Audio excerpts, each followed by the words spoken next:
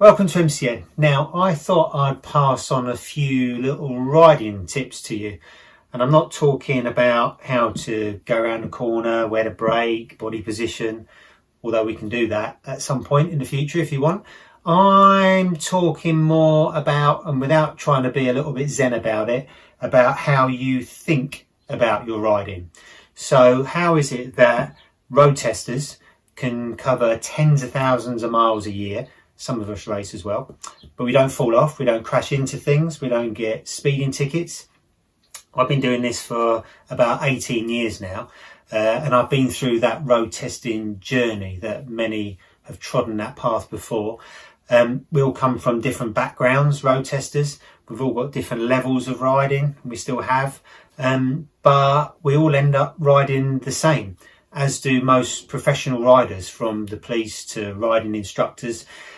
When we go out with our friends, readers, other leisure riders, you really do see the difference between the way we ride. It's night and day, actually. And of course, I'll admit that I probably got through the first quarter of my riding career purely on luck. But now, thanks to being a road tester, being surrounded by amazing riders and great people, I figured out that it's all about staying out of trouble and picking your moments. So none of what I'm going to say now is in a manual or in a book, and many may disagree with some of the things I'll say, but this isn't how I'm telling you to do it. It's more how I do it and how I ride every single day and survive and stay out of trouble. But I do realise by saying exactly that, I'm tempting fate.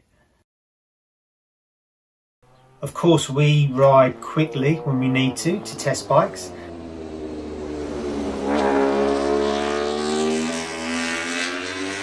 And most riders, I would say, would be hard pushed to keep up with a really good road tester.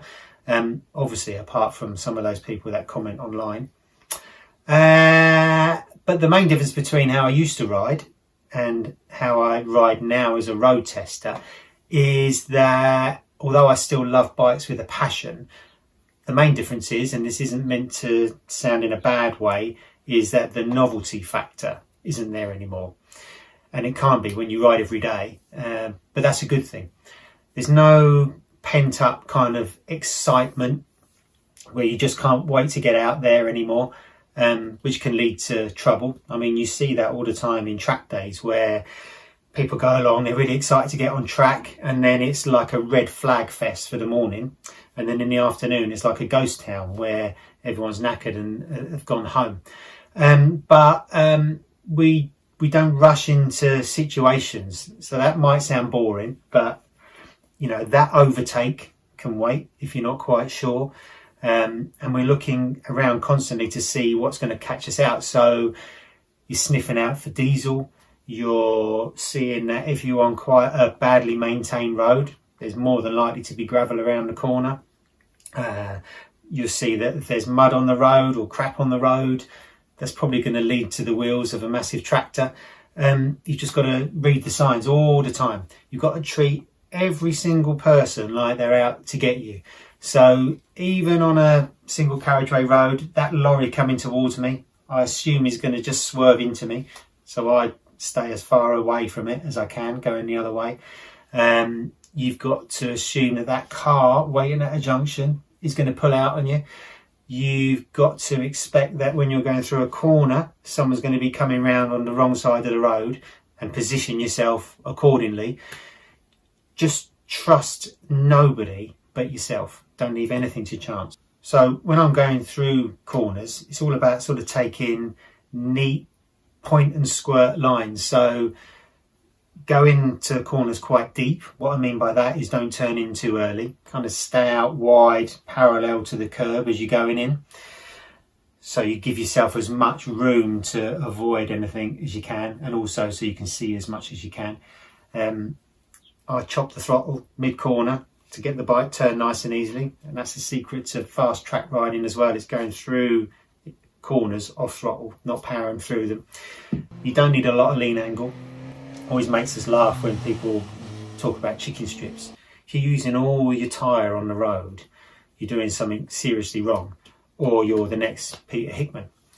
And once you're out of the corner, you can accelerate out. So you just need to float from corner to corner. You just float. There's no big kind of hail of heavy braking, heavy throttle. In fact, a lot of my colleagues take the piss out of me because I am quite frugal when it comes to MPGs. I can get more than 10 miles per gallon, more than some people. And I get a lot of stick online as well about being able to get a lot of mileage out of rear tyres. People don't believe me, but that is all down to not gassing it too hard, not slowing down too much going into corners. It's just about keeping a nice kind of momentum going. I'd also say that if you're honest with yourself, all but the most freakish of accidents can be avoided. It's all down to the decisions you make. So from the moment you decide to get on your bike in the morning to go out for a ride, to the decision on how fast you're going to take a corner, how you're going to deal with that traffic up the road, how you're going to deal with the car pulling out, what you do really decides your fate.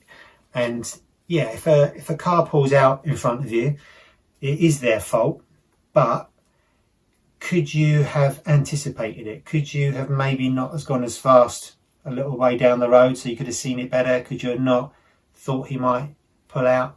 It's a horrible thing. It's happened to me before. And if I'm honest, in that situation, even though they were in the wrong, I could have avoided it. So it's kind of different on the racetrack. You're searching for the edges of grip and you're putting your life in other people's hands. So accidents do happen and you go there knowing the risk. But on the road, your fate should be in your own hands. So while I've said don't rush, it's just as important not to dawdle because it exposes you too much to danger. So it makes you a sitting target. So I always flow through traffic, just like sand through your fingers, always on the move.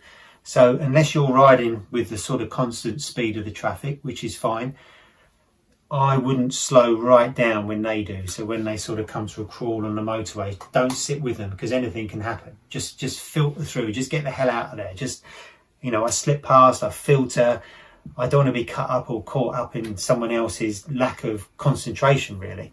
And even when I'm sat at a junction, I'm always looking at my mirrors, paranoid that someone's just going to rear end me. So I'm always there waiting just to get out of there, just in case that situation happens. And if I am riding with somebody more cautious, it actually makes me feel really exposed and anxious and vulnerable. And even though I'm perceived as the faster rider, I'm actually putting myself in more danger by leaving more things to chance. So we don't want any unwanted attention on us as road testers because we're out on the road doing our jobs. We're doing photo shoots, we're testing bikes, it's our living. So we don't want to get caught speeding or upset people. And also for biking in general, you don't want to give biking a bad name because the general public hate us enough as it is. So I kind of just ride in a way that no one will notice me. I kind of stealth my way through the roads. I don't pull right back in front of somebody if I've overtaken them because that scares them, it panics them, it annoys them. You might spray them with gravel or water if it's raining. Just ride quietly. Don't thrash your bike everywhere. It gets people's backs up. And in the lower speed limits, just stick to them like glue. And then everyone's happy. Yeah, we ride together a lot on road tests and we ride en masse in launches. So one of the big tricks to riding together and looking after each other is to ride staggered. So if there's a group of you, the guy in front would ride near the centre line so he can see everything in front of him. He can see everything behind him on the opposite side of the road and he can see all the bikes behind him as well, so he knows everyone's there. And then we all line up behind staggered. So that's got loads of advantages. It's less stressful to ride because you can see everybody. You're not thinking, oh, where's such and such, I can't see him anymore, or he's dropped back, or you've lost someone. And also it lets you see in front. Everyone can see everybody, and if someone has to brake hard, it doesn't matter, because if they brake hard and you don't quite see them brake in time, you end up just going up beside them rather than in the back of them. So that's one thing. Also, no one ever's told us to do this, but we just kind of do it naturally. We always stop our engines when we kind of need to stop to kind of quickly chat to each other or ask each other some directions or something. And I think it's just after years and years of riding, it's just a kind of, it makes you calmer if you just cut the engine every now and then, rather than having the engine running and running. When we ride with other people, you know, we come to a stop and we invite people to road test. They're the ones that have always got their engines running all the time. Then you end up shouting over each other, and it gets a little bit stressful. And also, we also cut our engines at junctions, not junctions, places where you've got to sit for a long time, traffic lights. And that's got loads of advantages. You don't have to hold the clutch, so you're not making your hand ache. You don't have to clonk it back into gear when the lights go green. Takes the stress out of everything. And also in the summer, it's a cooler way of riding, because you're not overheating the engine, and it saves fuel. So fellow road tester Bruce Dunn, who's been doing this much longer than me, who I respect greatly, said something to me quite some time ago, and it was basically, it doesn't matter. So when you're riding on the road, if someone's quicker than you, doesn't matter, who cares? Because generally that person is kind of riding more on luck than you are. And 9 times out of 10, if you go on track with those people that absolutely go mad on the road, you can lap them on track. They're not actually that fast, they're just taking more risks. And, you know, there's always tomorrow to ride your bike. You don't have to go mad today. So it doesn't matter, just ride at your own pace. So I hope that's given you a few things to think about, and it's not too kind of preachy. That's just the way most of road testers ride.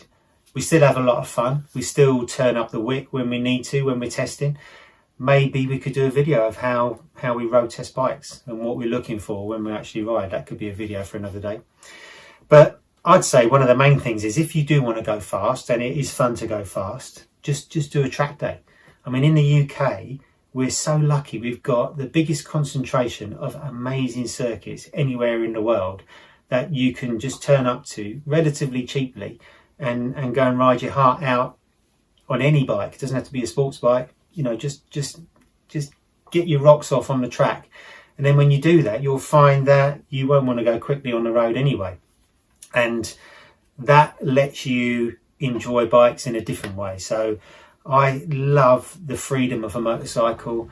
I love taking in the scenery. I love enjoying the way the bike feels, the way it holds the road, the way the vibrations, the engine sound, all the rest of it. I just love that side of motorcycling. And I could never be without bikes. But I think at the end of the day, it's all about being safe, getting home in the evening. You know, we've all got to go to work on the Monday when we go for a ride at the weekend. So we'll see you soon.